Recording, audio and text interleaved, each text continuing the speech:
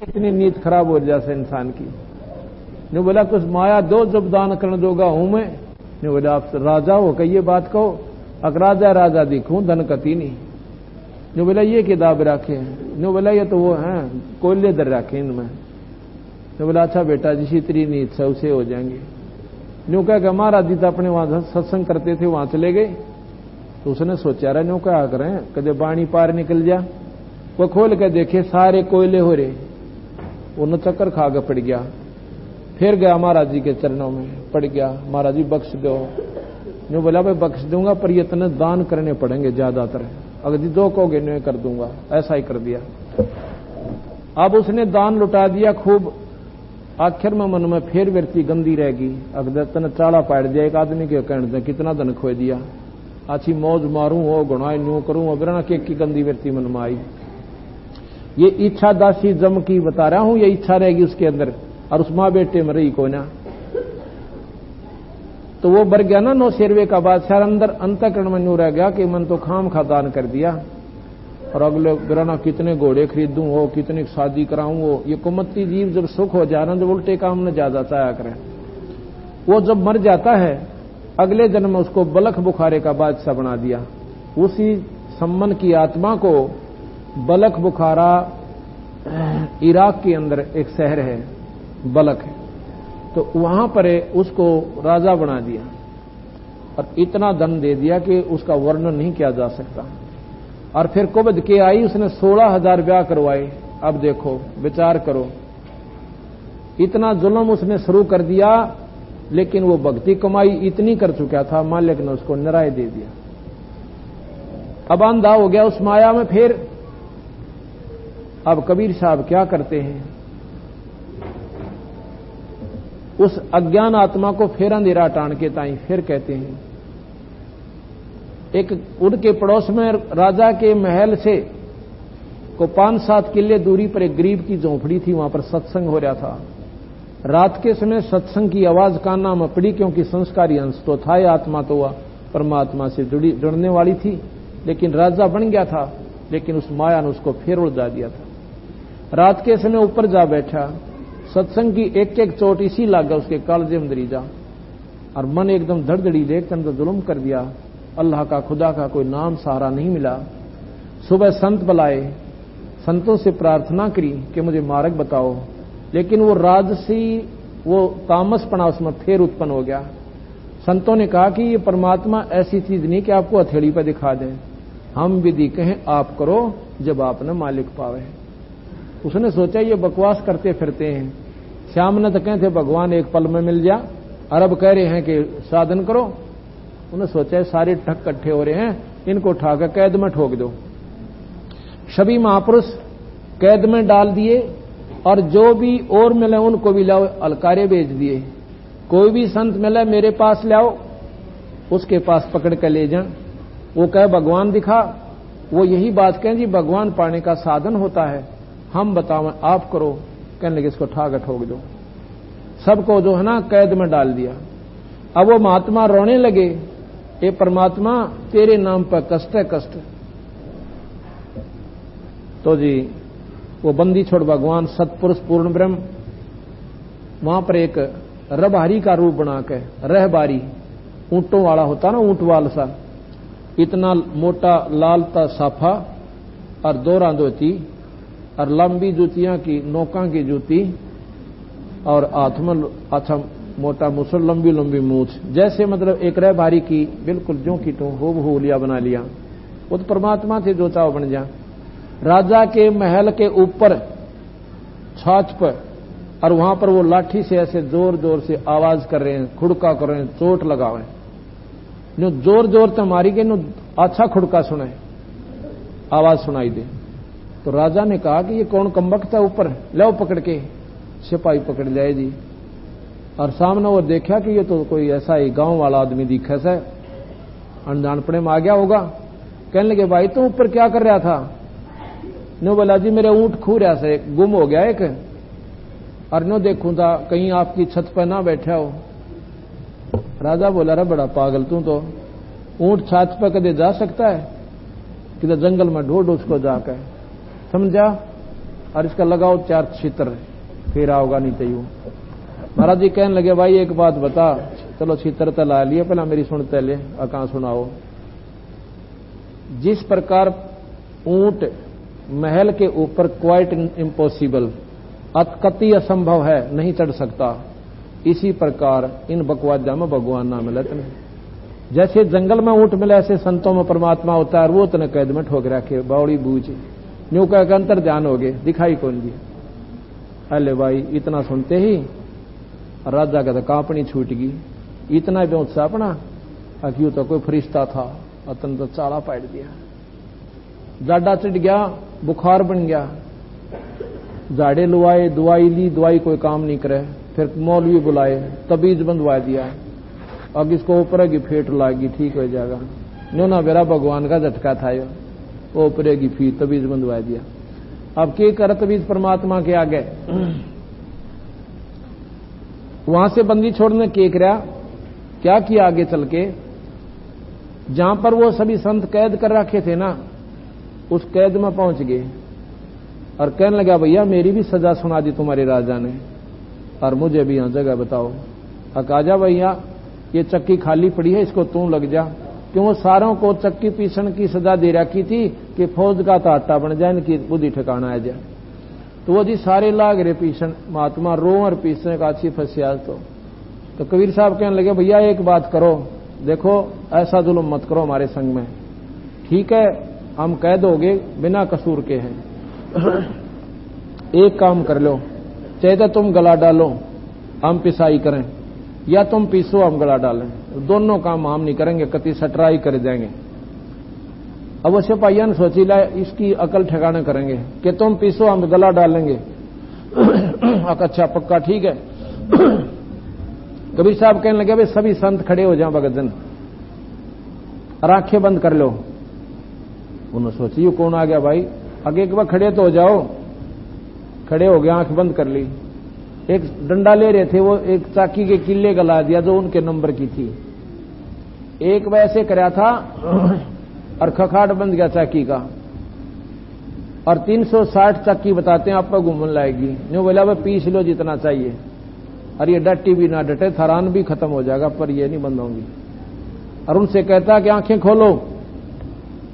वो आंखें खोले हैं तो जंगल के मां खड़े, सारे कैद खाली होगी। बोल सतगुरुदेव।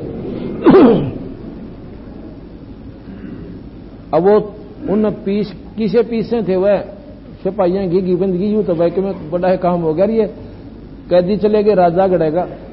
वो भाग के राजा को रिपोर्ट देने गए 2 जने के, महाराज जी मेरा ना किया आया था, एक आदमी ने बोला मेरी कैद होगी हैं, और मुझे भी चक्की दे दो। हमने उसको चक्की बता दी और ऐसे ऐसे उसने शर्त रख दी। एक चक्की का डंडा लाया था, सारी घूमे हिन्नू, डटी भी ना डटती। राजा ने बोला बस जरूर ये तो पक्की बात, सो मेरे दो भी आया था।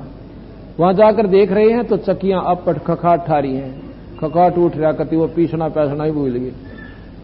तो वो जाकर देखा, राजा ने बोला भाई ये तो खुद स्वयं परमात्मा का कोई बंदा था, खुदा का बंदा था, ये स्वयं ईश्वर था। अब क्या करें, हाथ से डोर छूट गई भाई, जब तक मेरे समझ में आई को नहीं, अब के बने। तो वो आज 10-1 मिनट में चमत्कार दिखा के वो बंद होगी चक्कियां। कुछ दिन के बाद बंदी छोड़ फिर जाते हैं, एक अतिथि का रूप बना के राह चालते का, और पहले धर्मशाला में डटा करते थे, पैदल चलते थे, धर्मशाला के अंदर अपने रात की लिया करते थे।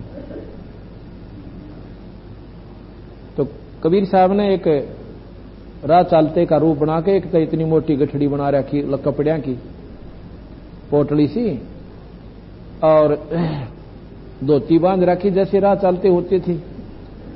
राजा के महल में राज दरबार में जाकर खड़े हो गए, क्यों उनमें शक्ति थी, पहरेदार दिखे को ना, अर्जुन जैसे वहां से आते दिखे। राजा ने जब दिखे, जब कति यहां लिए, जब 1-2 पार कर जाना फिर नहीं टोक्या करते, उन्हें होगा कि फसलान पूछ ली होगी की बात से, ये तो जब आ रहा है तो कोई बातें होगी, राजा का कोई दिखा रखा। तो राजा कहने लगा कि कौन है भैया तू? हाँ, वो कहने लगा भाई धर्मशाला वाले, सराय वाले। राजा को कहता है सराय वाले। राजा ने देखिए कौन आ गया कमरा। कि मुझे तेरी सराय में एक कमरा दे दे, मैं रात चलता हूं, रात काटूंगा, सवेरे चला जाऊंगा, इसका किराया बता दे, मैंने कमरा बता जल्दी सी। राजा उसके मुंह का न देखा, यू पागल के बांटन लग रहा है, क्या कह रहा है? कहता कौन है तू? कि अभी बताया तो है मैं रात चलता हूं, अरे एक कमरा दे दो मुझे कि तेरी सराय में रात काट लूं। वो बोला भले पुरुष है, यह तन सराय दिखा, ये राजा का महल है। ने बोला तेरे से पहले इसमें कौन था भाई? अक मेरा बाप था, और उससे पहले कौन था? मेरा दादा, उससे पहले परदादा। कहां गए वो सारे? कि वो तो अल्लाह खुदा को प्यारे हुए। तू कितने दिन रहेगा भले पुरुष इसमें? जब अपने मरण का नंबर आवा है ना, जब की बंदा है हूं तो सारा देश मर जाइयो, कोई आंट नहीं पड़ती। जब आए पसीने कहा जी एक दिन जाना तो हमें भी पड़ेगा। तो उल्लू इसने तो महल समझा है, परमात्मा बजा नहीं जाता, डांडी पाक्या बैठा है। इतना कहकर अंतर ध्यान हो गए, राजा को गस आ गई। क्यों? एक तो वो ऐसा चोट मार गए कि ये बिल्कुल सराय है। जब दादे परदादे चले गए, हम कई दिन रह पाएंगे इस राज के अंदर, और आगे से भगवान फिर गायब हो गया, चाड़ा पाट गए। तो अब भाई घरवाला द्वारा तो ये तरीका उसे एक मौलवी और बुलवाया, तो बोला मैंने न्यू दिखा, इसने भूत दिखा है। एक तबीज इस हाथ का बंधवा दिया, इन तबीजा का के सारा लगा उस मालिक के दरबार में। एक दिन कुछ दिन के बाद बंदी छोड़ 2-3 दिन के बाद क्या किया, एक जोटा लेकर आए, जोटा भैंसा, और उसके ऊपर औरन दिखे कोई ना, नू कति वहां लिए ना, और वहां आकर खड़े हो गए, नीचे उतर गए। पहले बैठे थे फिर उतर गए। कहने लगे अरे तू भैंसा लेकर अंदर कैसे आ गया भाई? तेरी क्या हिम्मत है? कि मैं इसलिए आया हूं, आपने संतों को बुला रखा है कि मुझे बताओ भगवान कैसा होता है। तो मैं भगवान बताना आया हूं। अब बता कैसा होता है? कि जोटा राम बता दे भाई। जोटे का हाथ में महाराज ने भैंसे के हाथ कमर पे ऐसे थपकी लगा दी कि भैंसा, इसने बता राजा ने भगवान कौन है। तो वो जोटा बोलता है भैंसा कि राजन, ये जो मेरे पास खड़ा है ना, ये परमात्मा है भाई, ये परमात्माओं का परमात्मा, ये पूर्ण ब्रह्म शक्ति है, और इसके चरण पकड़ ले। जब जोटा बोला ना, एकदम राजा का तो जाडा चढ़ गया, शरीर कांपन लग गया। महाराज ने सोचा यूं भी मरेगा, एकदम अंतर ध्यान हो गए, बेहोश हो गया। ऐसा झटका लगा उसको कि उसकी सोधी नहीं रहे होए। वो फिर सिपाही से पूछा, उन न दिखा कोई ना, उस न दिखा वो नहीं सोचे, इसका दौरे पड़ने लायक गए। भाई वैद्य बुलाए, वैद्य बोले इसका कोई बीमारी नहीं, दवाई दे देख ली। तो भाई एक गले में और बंधवा दिया तबीज। यानी ये हमारे द्वारा ये इलाज था, आखिर में जब कितना सोच बैठो, शाणे के चक्कर में पड़ते हैं, पर परमात्मा का आगे शाणे सुने का कोई काम नहीं, मतलब पार नहीं पड़ते। उसके बाद क्या हुआ, बंदी छोड़ एक दिन एक बांदी का रूप बनाकर, और बगीचे में दिन के अंदर वो राजा 2-3 घंटे अपना मौज मारा करता, वहां आराम करता था। वैसे भाई दिन में सो लिया करता 2-3 घंटे। और वहां पर बांदियों की ड्यूटी ला रखी थी कि उस राजा की सेज वहां पर बिछा काम है। जब 16,000 रानी थी तो बांदियां की गिनती को ना कितनी होंगी, कौन पिछाण करे था, उन्हें देख ली, एक दिन ही जारी है और सेज ठीक करे, सब बाकी अपना काम लगी रही। तो वहां बंदी छोड़ने औरत का रूप बनाकर, लड़की का रूप बनाकर, और उस राजा की सेज अपने हाथ में बिछाई। देख उस भगवान ने अपने हंस की के उद्धार की खातिर बंदी बनना पड़ा, और उसके बिछौना बिछाया अपने हाथ में अपने बच्चे का। और हम अज्ञानी जी उनको समझ नहीं पाते, फिर भी नहीं सोचते ये तो वैसे ही फिरता होगा। तो राजा जाके अच्छा क्या किया, जब बांदी ने वो सेज बिछा के और उसके ऊपर आप लौट गई, सोगी खराटे बरे। राजा जब पहुंचा उसने देखा, क्योंकि बांदियों की ड्रेस न्यारी होती थी, उसने देखा कि बांदी और मेरी सेज पर सोया। इसका दिमाग खराब हो गया भाई, इसने चाड़ा पाट दिया। तो आज तक किसी की हिम्मत नहीं, चिड़िया भी नहीं पर मार जाए। तो उसने ठाक कोरड़े, ऐसा तगड़ा कोड़ा होता था कि घोड़े का मार देना तो घोड़े के 5 चौड़े हो जा एक कोड़े से। और उस राक्षस ने 3 कोड़े उस भगवान कई से करीडे मारे ने, सुपाड़ गेलना कपड़ा भी पाट गया। वो निशान बन गए कति लाल लाल। एकदम महाराज जी खड़े होते हैं और खड़े होकर हंसन लग जाते हैं, बहुत बुरी तरिया लोट पोट हो गया हंसते हंसते। अब सहम गया वो बादशाह भी कि इस कोड़े का आगे तो भाई जो है भैंसा भी लौट जा एक कोड़े में। और यह बांदी खड़ी होकर हंसन लग रही है। कहने लगा, बांदी हंसने का कारण बता, मुझे कारण बता, तू हंसी क्यों? ने बोली, भगत जी बात सुनाऊं? और कहा कि मैं तो इस स्त्री सेज पर एक घड़ी सोई थी, इसलिए मेरे को ये बूंदी सजा मिली।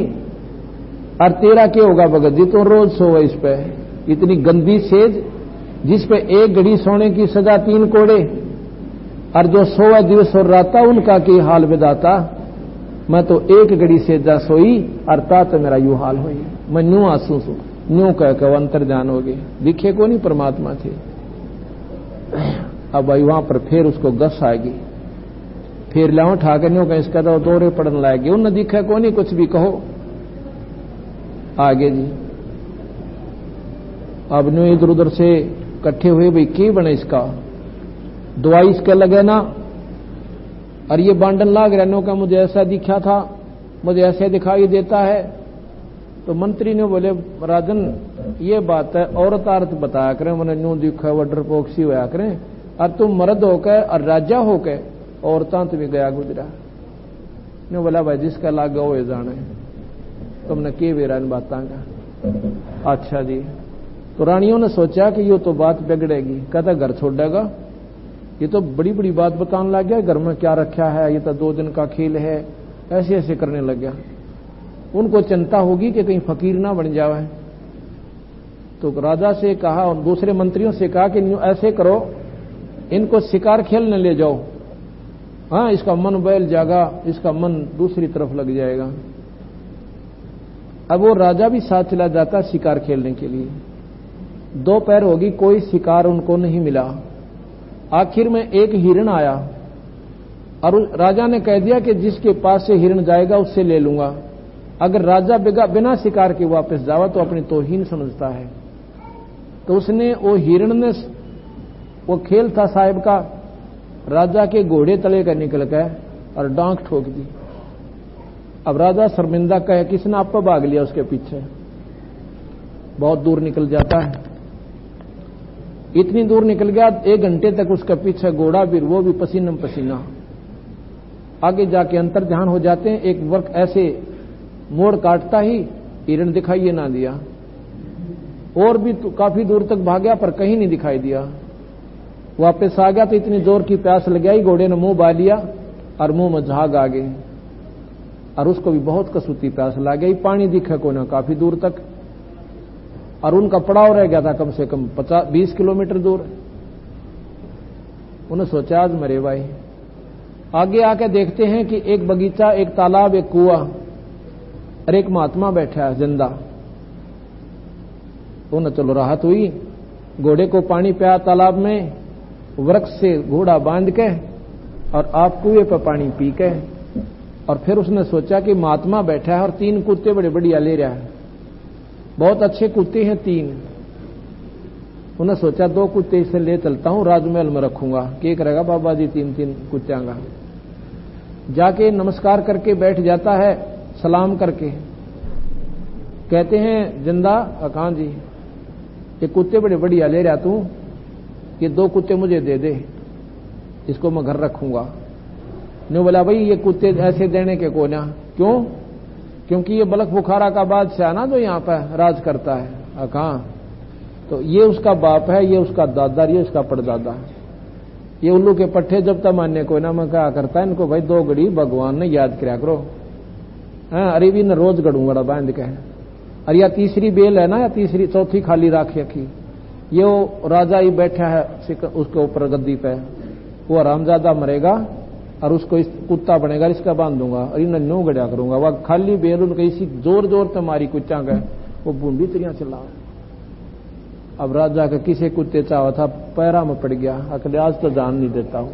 कति कसूती तरिया पैर पकड़ के और मुट्ठी बीच ली और 1 घंटे तक रोया, ये परवरदिगार जान बख्श दो, आपका बच्चा हूं मालिक, मुझे बख्श दो। जब आंख खुली ना 1 घंटे के बाद रो लिया, मुठी मुठी भीतरी उड़ा कुछ भी कोई ना कुआ, ना तालाब, ना पानी, ना कुत्ते, ना महात्मा। अब इसने सोपन कहे तो नहीं, क्योंकि पेट भरा पानी से, और कुएं उसके घोड़े के पैर गिले बताई। बस उस दिन पातशाह उसकी कति जुबान पर मेख लागी, बोले कोई ना, आकाश तो भाई क्या बात बिगड़ेगी, ये तो घर छोड़ना पड़ेगा। आड़त ये करण कौन दंदे 36 मुंह चपटे हैं, मेरी बात सुन दे, कोई नहीं अपनी अपनी गांव का झूठ बोला, किसने देखा, हमने ना दिखता। घर ना आ गया, किसी से तो नहीं बोला, फौज में आ गया और चल पड़ा, किसी से नहीं बोला। वह फौज गिल होली जो, क्योंकि वापस शिकार खेलने गए थे 50-60 सैनिक, मंत्री भी पीछे पीछे, किसी से कोई हाँक ना कुछ नहीं कहे, घर न आ गया। तो रानियों से कहने लगे जाकर मंत्री के युद्ध आज फिर गुमसुम हो गया, की बात हुई कि क्या हुआ, कि पता नहीं, वो अकेला किता हिरण के पीछे भाग गया था और वापस आ। हमने तो यो कति बोल बंद होया पाया इसका, कति नहीं बोलता, हम पच लिए, नमस्कार कर लिए, आदेश पूछ लिया, कुछ नहीं कहता। रानी बोली बड़ा चाड़ा पैट्या। तो वो फिर महल में ऐसे उसके चारों तरफ नमस्कार करके खड़े हो गए, रानी भी, पटरानी भी, सारे वो मंत्री भी हाथ जोड़ के कहते हैं, महाराज जी, हे राजन, जब राजा होकर आप ऐसी ओछी बात करोगे, ऐसी बुजदिली की बात करोगे, तो सैनिक क्या करेंगे। इतने में वो बात कर ही रहे थे और वो कहते हैं, महाराज जी, जब हमने ना दिखता वैसा चीज हमें दिखाई दे जब माने। इतने में कुत्ता आ गया और उस कुत्ते के सिर में कीड़े पड़ रहे, इतना जख्म हो रहा है सिर के अंदर। और आकर अब्राहिम सुल्तान अदम के सामने, उस राजा के सामने मुंह रख कर कहता, अब्राहिम, मैं फलानी नगरी का राजा था और जितने जुल्म करे भाई ये मेरे साथ से देख ले, ये देख अपने कर्मान भोग रहा हूं, और फलाने राजा के साथ लड़ाई में मारा गया था। अब उसका उसने पूर्ण जानकारी थी, और जितने खोटे करे ये कर्म देख बिरा, तेरे 16 दिन से जब बचा धंधा हो तो बच जा, न्यू कहकर उल्टा ककाट खा गया। अब वो राजा कहता, देखो अब दिखा तुझे, और कहने लगा निकल जाओ यहां से। कमरे से सबको बाहर काट दिया और कवाड़ बंद कर लिए। जब सारी रात ने पढ़ के सो गए, घर छोड़कर चल पड़ा। आगे बंदी छोड़ कबीर साहब मिलते हैं, कहते हैं, इब्राहिम मैंने न्यू नहीं कहा था, तो घर छोड़ के आ जा, अपने विकार त्याग और मोह ममता हटा दे और जाओ वापस राज कर और ये नाम जप। ने बोला जी को ना जानता हो, बालक सियाने हो रहे और कर लेंगे अपना राज, मैं तो जानता को नहीं, आपकी मौज मारो चाहे छोड़ो। तो ठीक है भाई, भगवान बदले। इस प्रकार उस जीवात्मा को बंदी छोड़ तीसरे दिन में जाकर और इस अड़ंगे में हटा के जब उसको निर्मल करके सतलोक भेज दिया। अब ये भगवान कबीर साहब पूर्ण परमात्मा सतपुरुष है। अब जैसे भगवान कृष्ण ने ताम्रध्वज को मारा का लड़का, मोरध्वज का लड़का जीवित करवाया, ताम्रध्वज, अब इस भगवान के आपको मैं 4 प्रमाण तो अभी दूंगा जीवित करने के। एक समय सिकंदर लोधी के पास मुसलमान इकट्ठे होकर गए, कहने लगे जी वो कबीर है ना, जुलाहा, वो बहुत नीच बात करता है। क्या करता है कि कहता है मुसलमान धर्म की साधना गलत है, जो तुम बकरीद मनाते हो, जो तुम गऊ खाते हो, ये बहुत नीच कर्म होता है। उसने तो महाराज जी हमारा दीन भ्रष्ट कर दिया, वो तो पापी जीव है, वो हमें मांस खाने से मना करता है, यानी अपने प्रसाद लेते हैं, हम कोई मांस थोड़ा ही खाते हैं, हम तो कलमा पढ़ के उसको पवित्र कर देते हैं, उस बकरे की रूह को स्वर्ग भेज देते हैं। बढ़ान लाग रहे उस राजा ने। तो कभी उस राजा ने सोची भाई लाओ पकड़ के उसको, ऐसा निकम्मा आदमी और हमारे मजहब की तौहीन करता है। तो कबीर साहब को पकड़ के कहते हैं 10 सिपाही गए पकड़ने के लिए, एक आदमी को, एक व्यक्ति को। तो महाराज राजा के सामने लाकर खड़ा कर दिया।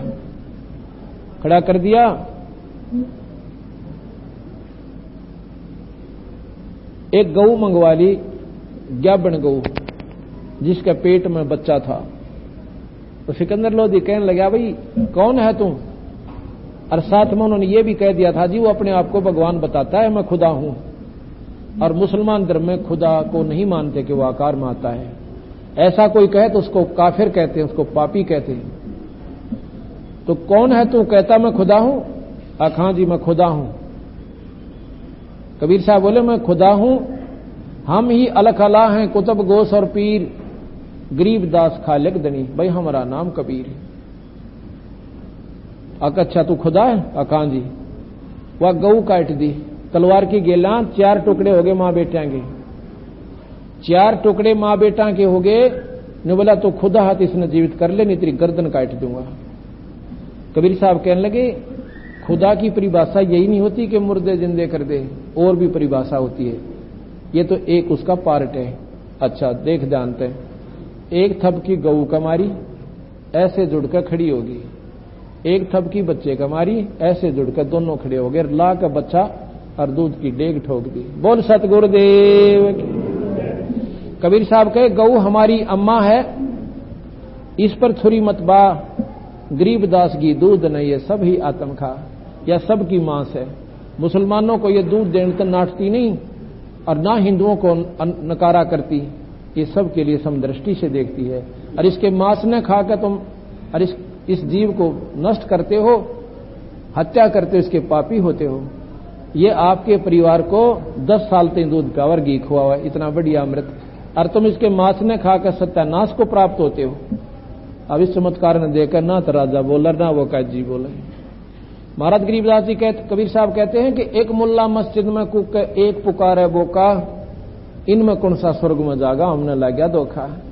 एक तो बकरे को हलाल करते हैं, आधी गर्दन काट दी 5 उड़ के, और फिर उसके ऊपर कलमा पढ़ते हैं, जैसे गायत्री मंत्र होता है ना यहाँ का, ऐसे उनका एक कलमा मंत्र है।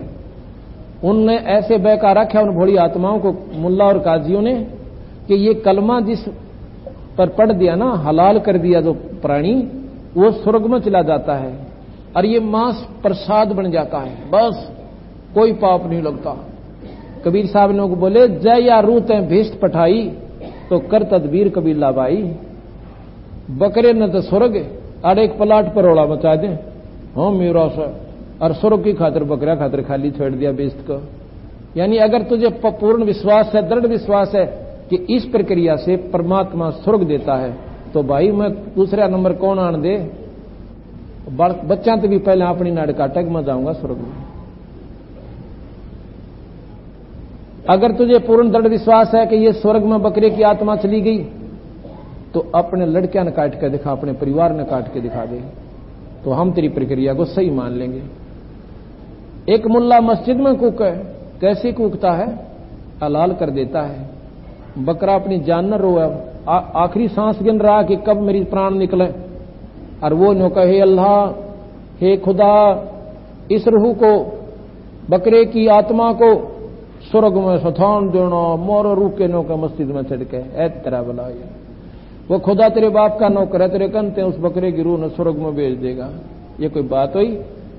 परमात्मा पान की खातिर शेख फरीद मुसलमान था, और सिरदड़ की बाजी लानी पड़ी, कुएं में उल्टा लटका, तपस्या करी, जैसा नाड़ काटन तो बकरा काटन तो भगवान मिला, तो उसने के जरूरत थी साधना करने की। उस महात्मा ने, मंसूर ने अपने अंग तक कटवा दिए, शरीर तक कटवा दिया उस ईश्वर को पाने के लिए। तो यही गरीबदास कबीर साहब कहना चाहते हैं, ये ओछी साधना में इन अनजान साधकों ने इस भोली भाड़ी जनता को पागल बना रखा है, सतमार्ग तक नहीं आने देते। अब कौन बोला उसका आगे, सारे जो खड़े खड़े कांपे, अगे तो बेरा ना के खड़ा से सामने जिसने गौ जिंदा कर दी, बछड़ा जिंदा कर दिया। सिकंदर लोधी मुकट समेत रेते में पैरा में पड़ जाता है, जब बंदी छोड़ खड़े हुए उन्होंने देखा उनका असली रूप, एक तेजों में शरीर जितना ऊंचा दिखाई दिया, चरणा में पड़कर रोने लग गया। ने बोला बख्श दो परवरदिगार, मां आपका बच्चा मेरे से गलती होगी, अक बख्श दिया, पर सोच समझ के काम करा करो। कबीर साहब को पालकियों में बैठा के और उनकी झोंपड़ी पर भेजा, बाजे बजाते हुए सिकंदर लोधी। बोल सतगुरुदेव। एक समय की बात है कि सिकंदर लोधी को जलन का रोग हो गया। जलन का रोग ऐसा खतरनाक होता है जैसे किसी की आंगली पर कभी या शरीर पर कोई गर्म चाय पड़ गई हो, या कोई आग पर हाथ टेक गया हो, उसके बाद देखो कितना दर्द होता है। इतना जलन का रोग ऐसे सारे शरीर में व्यापक हो गया उनके, क्योंकि पाप कर्म जो प्रभावी हो जाते हैं इस जीव के, उसके दवाई भी काम करना बंद कर देती है, वो बल्कि दूना दुख होना शुरू हो जाता है, पाप कर्म बढ़ जाते हैं, रिएक्शन हो जाती दवाइयों की। उसने जी दिल्ली का बादशाह और सारे के डंडोरे पिटवा दिए, भाई जो भी बढ़िया से बढ़िया हिंदुस्तान में वैद्य हो और मुंह मांगा पैसा दूंगा, मेरी बीमारी काट दे। ऐसे ऐसे बढ़िया वैद्य आए, उन्होंने ऐसी दवाई दी महाराज जी, इस रोग की इससे उत्तम कोई दवाई नहीं है, ये जलती आग ने भी बुझा दे और आपका तो शरीर में दिखती भी कोई ना, पर यह आग बुझ नहीं रही इस दवाई से। उन्होंने यही सलाह दी, कोई आध्यात्मिक मार्ग अपनाओ। जब ये दवाइयों से आदमी छक लिया तो संतों के पास जाता है कि कोई आध्यात्मिक मार्ग अपनाओ, कोई साधु संतों से मिलो ताकि तेरे ये पाप कट जाए। पाप कटे बिना कर्म कटे ना, दवाई के काम करेगी वहां जब पाप प्रभावी हो रहे हैं। तो उसने जी मौलवी बुलाए, उन्होंने अपने नरे बकरे और कटवा दिए, वो करवा दी उसकी पूरी काम, जो बाकी कुछ पाप और इकट्ठे रह रहे थे ना करने, वो और बनवा दिए, दूना पाप बढ़ गया। दूनी चिल्ली किलकी मारे चिल्ला रहा है। फिर हिंदू महात्मा बुलाए, वो भी सारे फेल। अब आखिर में वो कहता है कि मेरे कर्म मुझे सेध रे भाई, ये भी इसका कोई इलाज नहीं दिखता। एक दिन किसी ने आके कह दिया जी, काशी के अंदर एक कबीर नाम के संत हैं, उनको भी वो गऊ वाली ये बात याद आई, कई दिन की बात होगी थी, कई वर्षों की। और अच्छा, मैं वहां गया हुआ था एक बार काशी में और मेरे पास शिकायत आई थी। अच्छा, वो महात्मा जिसने वो गऊ जिंदा कर दी थी, कहां जी? तो जी वहां से दिल्ली से काशी जाने के लिए, दिल्ली से काशी लगभग 700 किलोमीटर पड़ती है। अपना खाने का सामान, लंगर, घोड़े, हाथी, पालकी और साथ में चल पड़े, तोबची ताबची अपने साथ लेकर चलते थे। 4-5 दिन में वहां पर पहुंचे। एक व्यक्ति घोड़े पर पहले भेज दिया कि राजा आ रहा है, और वहां का नवाब वीर सिंह बघेला था। उसका पूरा नाम है वीर भानु सिंह बघेल, लेकिन शॉर्ट में महाराज गरीबदास जी उसको वीर सिंह बघेला कहते हैं। उसने जाके संदेशा दे दिया संदेश वाहक कि राजा आ रहा है, उसके लिए राजभवन न्यारा होता जैसे आजकल रेस्ट हाउस है, और राजभवन में उसके रुकने की व्यवस्था कर दी। बादशाह जब राजभवन में पहुंचा है, वीर सिंह बघेला आगे हाथ जोड़कर खड़ा हुआ, क्योंकि वो बादशाह दिल्ली के वो नवाब थे, जैसे मुख्यमंत्री के, प्रधानमंत्री के सामने आदर के लिए, सत्कार के लिए आगे मिलता है। बैठ गए और एक मेज के ऊपर खाने के काजू न्यारे, किशमिश न्यारे, फल न्यारे, सेब छूल को न्यारी, और दहीर, पकौड़े, बड़ेर, जलेबी, बस मेज ने सजा रखी वीर सिंह ने अपने राजा के स्वागत की खातिर। कहने लगे परवरदिगार भोजन पाओ। न्यू बोला वीर सिंह, गले में पानी भी नहीं उतरता, ऐसा जुल्म हो रहा मेरे संग में, इतना दुखी हूं आज। क्या हो गया महाराज जी? कि मेरे ऐसी बूंदी बीमारी हो रही है कि बस पूछा मत ना, मैं जानू मेरा कैसे जीवन बीत रहा है। तो इसके बारे में वीर सिंह चुप हो जाता है। कहने लगे वीर सिंह, यहां पर मैंने सुना कोई कबीर नाम का महात्मा है, और मैंने सारा इलाज करा लिया, कहीं लाभ नहीं हो रहा। वीर सिंह ने और बंदी छोड़ का नाम लिया, उसका नाम लेते उनकी आंखों में पानी आ गया वीर सिंह का। कहने लगे हाँ जी, कि कहते हैं वो बहुत अच्छे महात्मा हैं, क्या मेरे दुख न दूर कर देंगे वह? वीर सिंह ने बोला जी वो परमात्मा है, अगर उनकी रजा हो जाए वो जो चाव कर सकते हैं, क्योंकि वो पहले से शिष्य महाराज का हो चुका था उनके चमत्कार देख के। तो कहने लगा वीर सिंह बुला के ला भाई जल्दी से, मेरे दुख दूर हो जाए। अब वीर सिंह कहता महाराज जी जाता हूं, पर एक मेरा अर्ज है छोटी सी। क्या? कि कहते हैं साधु को बुलाया नहीं करते, स्वयं जाना चाहिए। और बुलाने से हो सकता है वो मन में जो सोच लें कि राजा तो भाई अभिमानवश मुझे बुला रहा है, अगर वो आ भी गए अपनी रजा नहीं बख्शेंगे, आपको कोई लाभ नहीं मिलेगा। आप जावांगे ना आपा, और वो राजा प्रसन्न होंगे कि राजा और मेरे पास आ गया, हो सकता है उनकी दया में। और मेर तो बात बना जी, ऊंचे सारा गांव बैठा रहा उसके दौरान। जिसका अपनी कसक सीधी लगेगी ना, रोता हुआ अर्ज करेगा जब वो काम बनता है। तो अब कहते हैं मरता के नहीं करता, ने बोला भाई बिल्कुल ठीक है वीर सिंह, ओ मैं चलूंगा वीर सिंह, चल पड़ते हैं। कहां मिलते हैं कि रामानंद जी के आश्रम में रहते हैं वो ज्यादातर हैं, क्योंकि रामानंद जी के वो शिष्य थे, लेकिन रामानंद जी फिर भी थोड़ी कमजोरी किया करते थे। कबीर साहब ने जब उनका भ्रम तोड़ दिया था तो उन्होंने इन दो धर्म के सभी जाति वालों को नाम देना शुरू कर दिया था, लेकिन मुसलमानों से नफरत वो फिर भी करते थे। अब कबीर साहब सोचा करते महाराज जी में अभी भी थोड़ी सी कमजोरी रह रही है, और जब तक यह कमजोरी जात और मजहब धर्म की रहेगी आत्मा निर्मल नहीं हो सकती, परमात्मा में लीन नहीं हो सकती, वहां उस लोक में नहीं जा सकती, सतलोक में।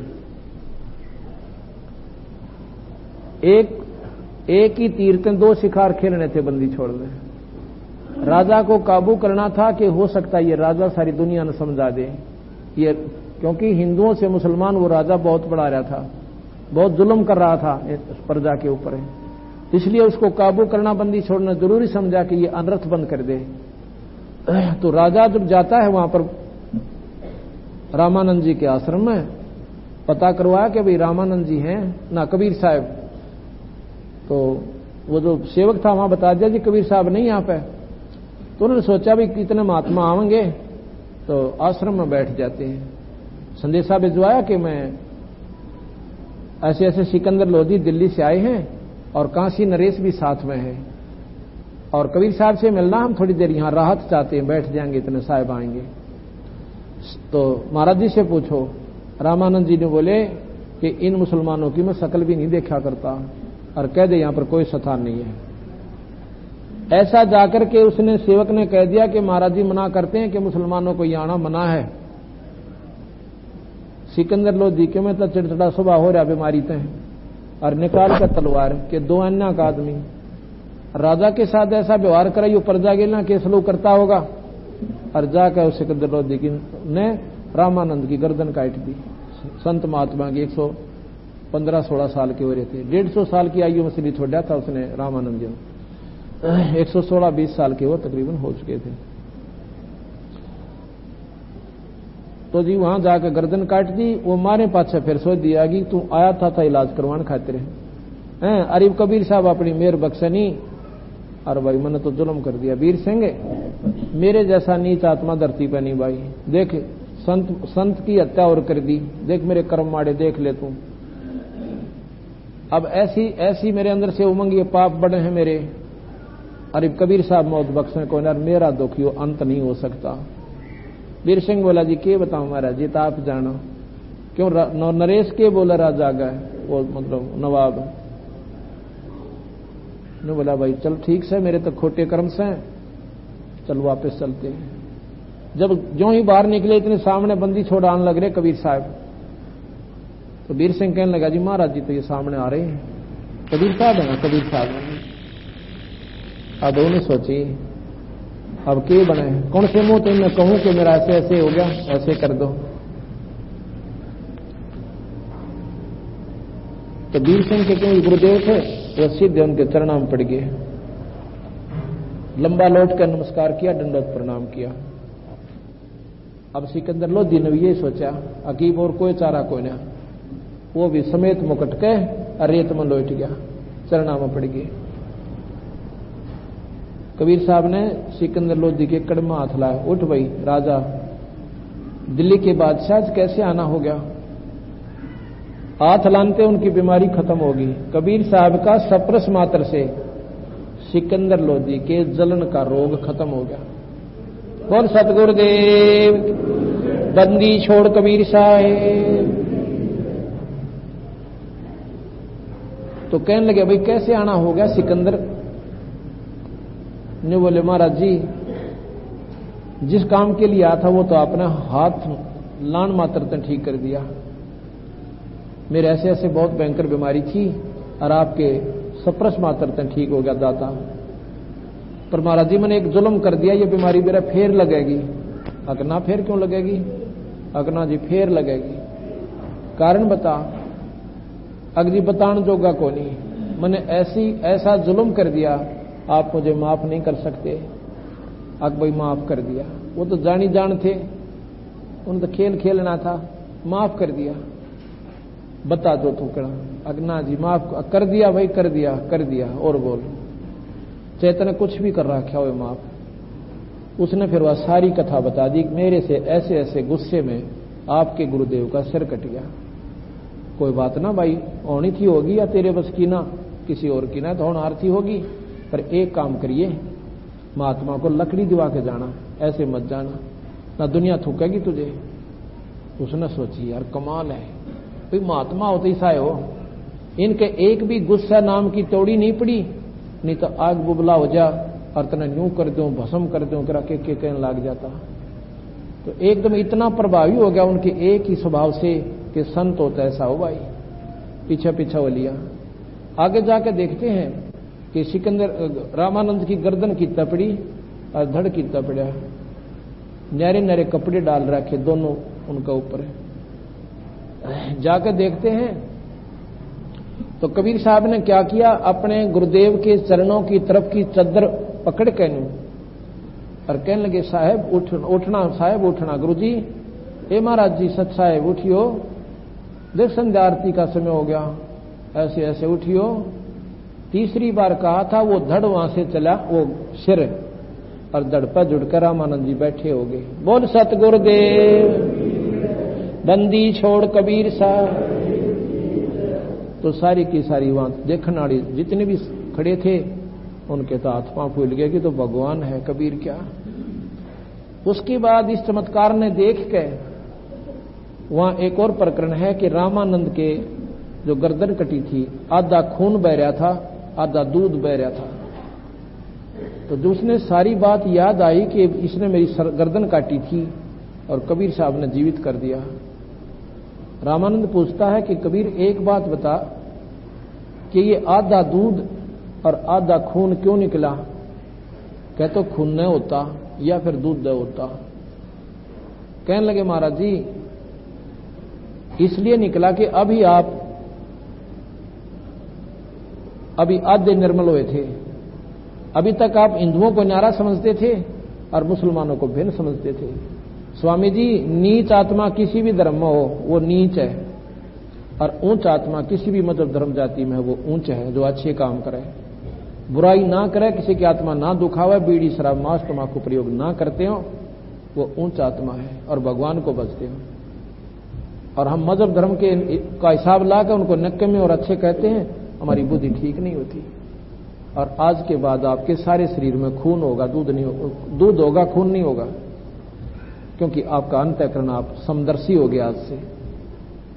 इस प्रकार फिर सिकंदर लोधी ने ये चमत्कार जब देखा, चरण पकड़ लिए बंदी छोड़ के, ने बोले महाराज जी, हे परवरदिगार, एक बार दिल्ली चलो, हमारे परिवार का उद्धार हो जाएगा, आपके चरण पड़ेंगे। साहब भी चाहते थे किसी प्रकार राजा ही सद्बुद्धि हो जाए तो सारी जनता ने सुख हो जाएगा। कहने लगा अच्छा भाई चलते हैं, स्वीकार कर लिया। उधर से शेख तकी नाम का एक धार्मिक पीर था मुसलमान, वो उनका एक नंबर का, उसमें हिंदुस्तान का एक नंबर का पीर था। उसके हुक्म में सारे मुसलमान थे, एक तो राजा का पीर और पूरी छोटी मोटी को सिद्धियां भी जाना था।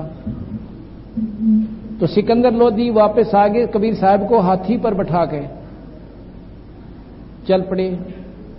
रास्ते में इलाहाबाद के पास आके एक गंगा पड़ती है, गंगा, तो उस गंगा के किनारे पड़ाव डाल लिया। अब शेख तकी ने जब पता चला कि ऐसे ऐसे सिकंदर लोधी का जलन का रोग ठीक हो गया और मरे हुए संत को जिंदा कर दिया कबीर साहब ने, और इसलिए राजा ने इनको इतना आदर दे दिया कि अपने हाथी में, अपने चंडोल में बैठा कर स्वयं चवर कर रहे हैं। और शेख तकी ने सोचा तेरी चौधर गईब है, ये भी राजा तेरी जात नहीं पूछा है, और इस कम वक्त ने मेरी रोटी मार दी। अब इसने इसी लीला करूंगा इसके लिए कि यू फेल हो जाएगा, यानी ऐसा इसको झटका दिवाऊंगा, राजा की दृष्टि से इसको गिरवा दूंगा। जब पड़ाव डाला तो सिकंदर लोधी के पास वो शेख तकी अपने डेरे से आकर कहने लगा, सिकंदर लोधी मेरी बात सुनो, राजन अकान जी एक तरफ ले गए। कि आप इस काफिर को साथ लेकर आए हो, आपको मालूम है मुसलमानों पर क्या बुरा प्रभाव पड़ेगा और सारे मुसलमान आपसे खिलाफ हो जाएंगे। और राजा डरा दिया उसने। अगर बात तो यार नो की नो बनेगी जानते, और इसकी सारे मानने।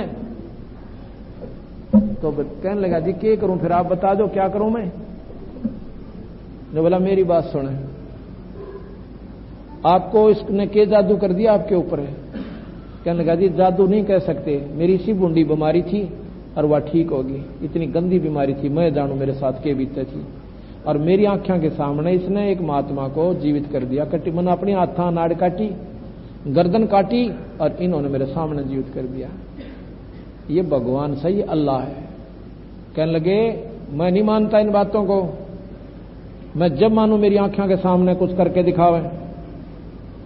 आप के देखना चाहते हो कि यहां कोई मुर्दा आएगा लाश, क्योंकि आती रहती हैं, कई ऐसे हैं लाश को फूकते नहीं और ना गाड़ते, जल प्रवाह कर देते हैं।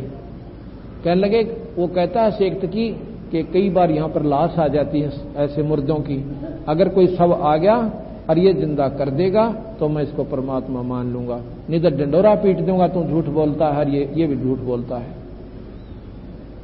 अब राजा ने साहिब से कहा कबीर साहब से जी उस मेरा शेख तकी नूर नू कह रहा महाराज जी मेरा जीना आराम करेगा जाते ही।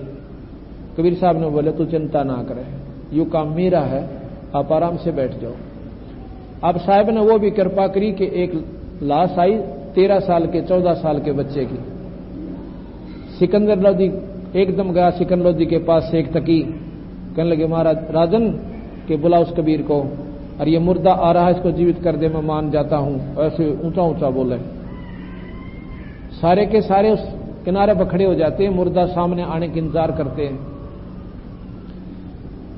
तो कबीर साहब कहने लगे शेख तकी पहले तू कोशिश करवाई, कदे पाछे दिनों का मैं भी कर देता इसको। तो इसमें सिकंदर लोधी ने मौका मिल गया। हाँ जी बिल्कुल आप करो कोशिश। पहले शेख तकी अपना ला गया, जंतर मंत्र फूं फा करन के था, कुछ भी कोई नहीं, वो बहुत आगे चला गया। तो शेख तकी ने बोला जी ये भी नहीं कर सकता, ये तो चाहता है शेख कबीर कि ये मुर्दा निकल जा, हाथ तक तेरी इज्जत बच जा। कबीर साहब कहने लगे पीर जी आप बैठ जाइए आराम से। बंदी छोड़ खड़े होते हैं और ऐसे इशारा करते उंगली का, वो लाश वापस आ जाती है अप स्ट्रीम में, जिधर से पानी जा रहा था उसके विपरीत, जैसे मोटर वाली किश्ती चलती है, और सामने आकर डट गई। कहने लगे जीवात्मा जहां भी है कबीर हुक्म से इसमें प्रवेश कर और बाहर आ जा। इतना ही कहा था, एकदम ऐसे धड़धड़ी सी उसमें उठी, सारे बंधन टूट गए और वो बच्चा गंगा में खड़ा हो गया जीवित होकर। बोल सतगुरुदेव। वहां से चल के सतगुरु के कदमों में आकर चरण कमला में और दंडवत प्रणाम करता है। सभी देखने वालों ने कहा कमाल कर दिया मालिक, आपने कमाल कर दिया कबीर साहब। तो उस लड़के का नाम कमाल धर दिया और कमाल को अपने साथ अपने बच्चे के रूप में रखा। ये आपको उस लड़के का चित्र दिखाता हूं जिसमें कबीर साहब ने उसको जीवित किया था। एक नहर में बहता जाव था, और ये देखो, ये देखना भैया चित्र लेना, ये सब जा रहा है लड़के का, ये सब जा रहा है और जीवित होकर इधर ये सतगुरु के चरणों में ये बच्चा कबीर साहब के चरणों में नमस्कार करके और बैठ गया है। सामने सिकंदर लोधी, शेख तकी और अन्य सैनिक देख रहे हैं। ठीक हो गया।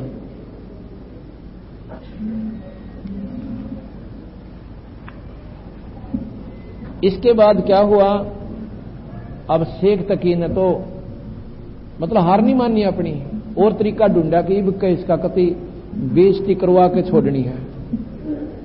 राजा से बोला कि राजन बात सुन ले, ये कोई जादूगर दिखा है और ये कोई इस लड़के का सदमा हो रहा था, ये मरा को नहीं था, और ऐसे सदमे में ऐसा समझ लेते मर गया, उसको बहा देते हैं या गाड़ देते हैं, और ये सूत बैठ गया इसका।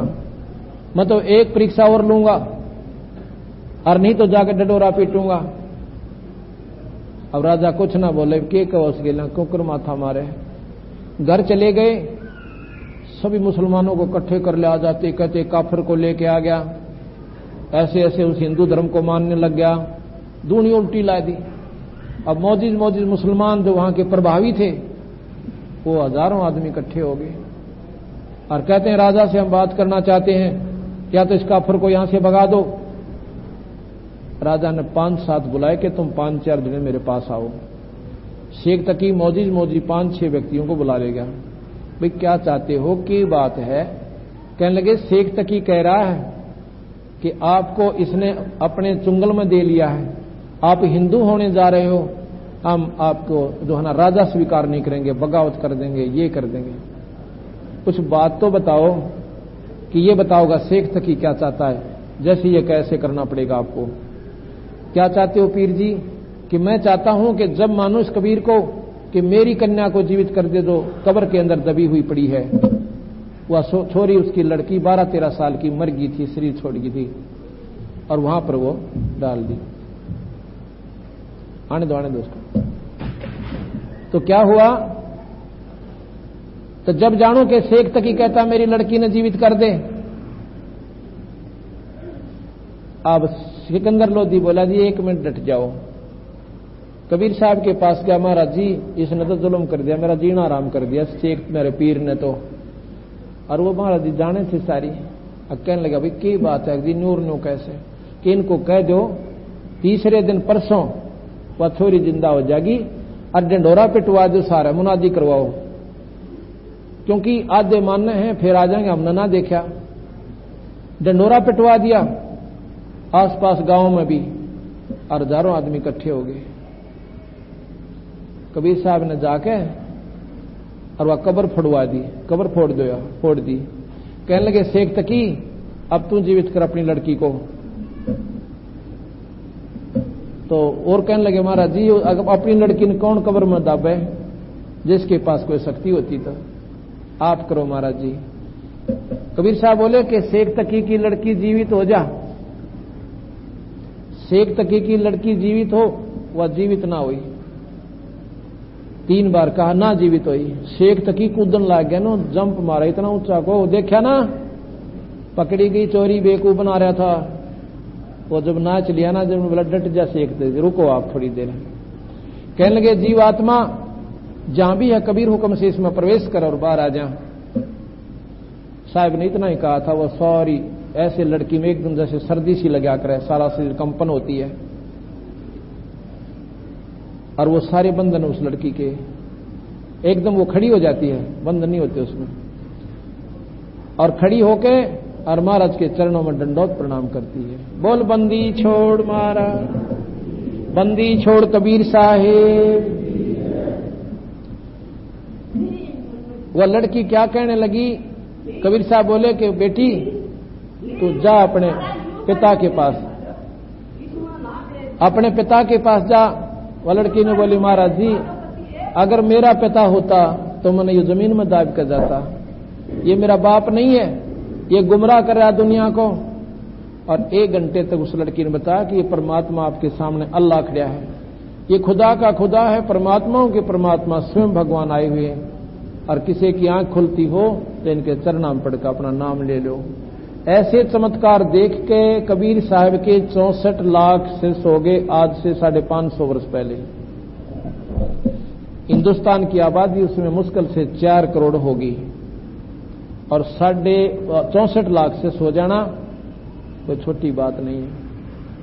लड़की कहने लगी आज से मेरे पिताजी आप हो महाराज जी, मैं तो आपकी बेटी आपके साथ रहूंगी। तो महाराज ने उस लड़की का नाम कमाली दर दिया, सबने कमाल कमाल किया, कहा छोरी का नाम कमाली रख के अपनी बेटी के रूप में रखा, कमाल को अपने बेटे के रूप में रखा। कबीर साहब के पत्नी नहीं थी, उन्हें शादी नहीं करवाई और ना ही वो मां का जन्म लिया था। इस प्रकार बंदी छोड़ ने यह चमत्कार दिखा कि वहां की जनता को इतना प्रभावी कर दिया और राजा भी बहुत उन पर आश्रित हो गया। बोल सतगुरुदेव। अभी आपने सुना था कि बलक बुखारे में संत कैद किए आके आप छुटवाए कि ना, मैला पे ऊंट मैल सरा के सुन के चक्कर आयक ना, बांदी हो के सेज बिछाई तन तीन कोरडे खाएक ना। तुम नरसे बन गए नार ओडा चीर दरी, तुम कर दो पल में पार हो जा रजा तेरी। मेहर तेरी महाराज जिस पर रजा तेरी।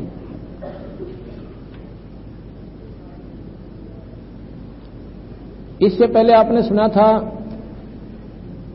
कि रामानंद योग में उड़दे से सोकर सुलझाएक ना, और सुपच सुदर्शन को चरणों में लेकर अपने वचन निभाएक ना। और नीरू नीमा उसके मात पिता थे, वो बेटा बन मुक्तायक ना। जीवा दत्ता की सूखी डार कर दी हरी भरी। अब ये दो छोटी कहानी आपको और सुनाऊंगा। द्वापर युग में कबीर साहब करुणा में नाम से आए थे। उस समय उनका शिष्य सुपस सुदर्शन नाम का सुपच था, यानी बंगी जाति में, हरिजन मतलब बंगी जाति में थे, बाल्मीकि घर पे। तो सुपच सुदर्शन तो महाराज ने पार कर दिए, और उनके माता पिता ने नाम नहीं लिया, कबीर साहब की बात नहीं मानी। तो सुपच सुदर्शन ने कहा था, महाराज जी एक दया मेरे पोर कर दियो, जब इतनी मेहर करी है, मेरे माँ बाप ने पार कर दियो। अका अच्छा भाई देखांगे, ले तेरी बात यह भी करूंगा पूरी। अगला जन्म उसके सुपच सुदर्शन के माता पिता का ब्राह्मण ब्राह्मणी का हो जाता है। उसमें कबीर साहब 3 साल की आयु में उनको मिलते हैं। सारे डंडोरा पिटवा लिया कि लड़का किसका है, किसी का नहीं पाया, आखिर में अपने पास रख लिए। 1 साल रहते न हो गए जब कबीर साहब कहते हैं कि तुम मेरे से नाम ले लो, मैं तुम्हारा गुरु हूं। वो बालक बोले, बाप बोले, माता पिता मुंह बोले कि तू हमारा गुरु कैसे बन गया? 4 उंगल का बच्चा तेरे 2 जड़ांगे थप्पड़। महाराज ने फिर कहा एक बार, एक दिन ऐसे ही कि तुम नाम ले लो और तुम्हारी मुक्ति कर दूंगा। अब छोटा सा बच्चा ऐसी बात करे कौन माने। जब उन्होंने करड़ा धमका दिया कबीर साहब को कि तुम्हारा बेटा है कि बाप बन गया, तो महाराज जी अंतर्ध्यान हो गए, दिखाई नहीं दिए। वो बहुत रोए, टक्कर मारने लग गया, हमने जुल्म कर दिया। वो तो भगवान थे, कोई फरिश्ता था। अगला जन्म उनका फिर ऐसे पंडित और पंडितानी का होता है, जैसा कि हमने पहले बताया था। मुसलमानों ने जबरदस्ती उनको मुसलमान बना दिया, नीरू और नीमा नाम दे दिया। तो जब वो नीरू नीमा को कबीर साहब ने फिर नाम देकर बेड़ा पार किया। नीरू नीमा उसके माता पिता थे, बेटा बन मुक्तायक ना, जीवा दत्ता की सूखी डार कर दी हरी भरी, तुम कर दो पल में पार जिस पर मेर तेरी।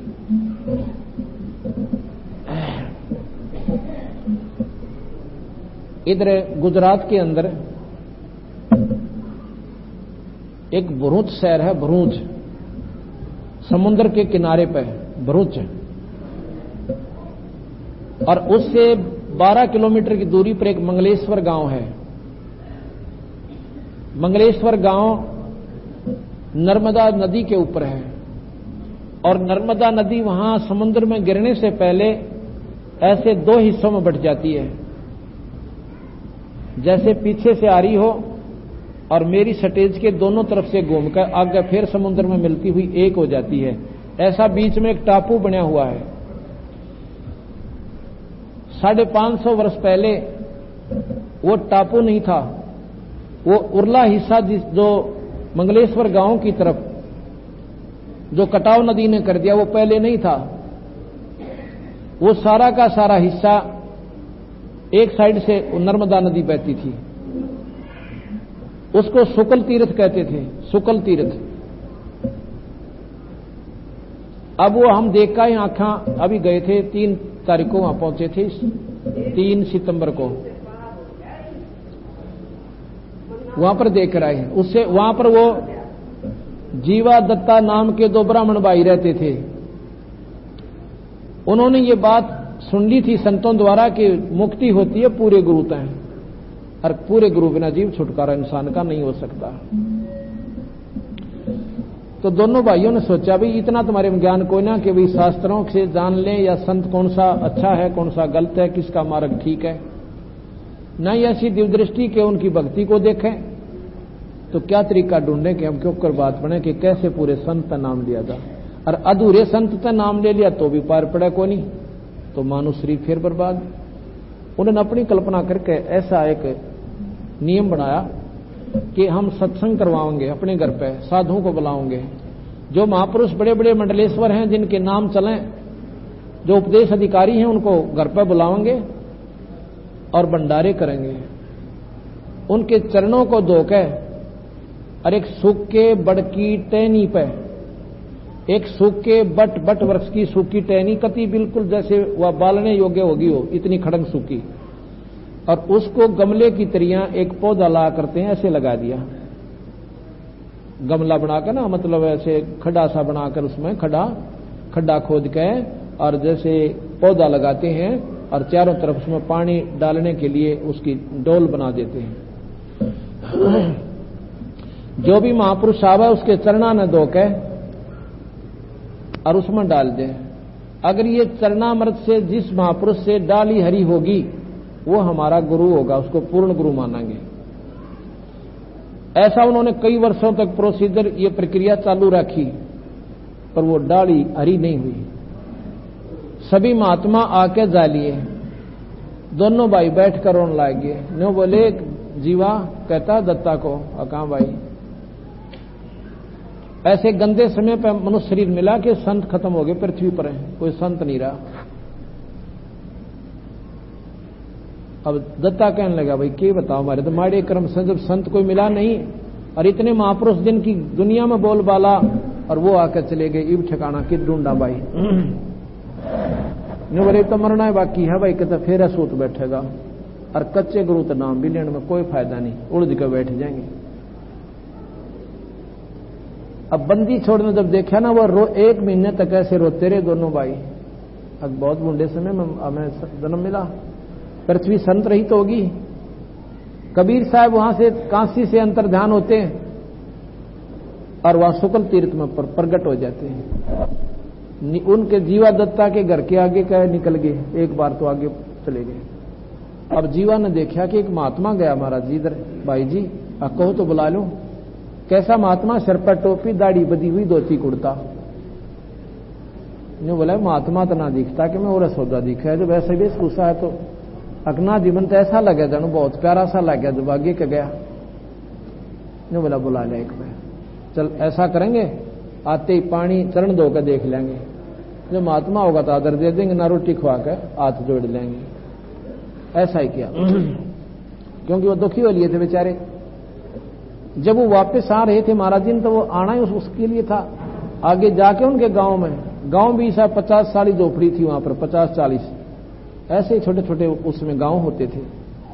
वापस आ रहे थे ना गली मां के, तो जीवा भाग्या गया, कहने लगे महाराज जी आ जाओ एक बार, दास के घर पर चलो। ने बोला भाई चलो। आगे बिठा के, मुड्डे पर बिठा के दोनों भाइयों ने चरण धोए। अन्य बोले जीवा ले प्रेम डाले ये भाई इसने, उनका बड़ा बतलाई हुई बात थी। जीवा ने जाती साहेब के चरणों की, साहेब के चरणा की व चरणामृत उस डाली में डाल दिया, टहनी में।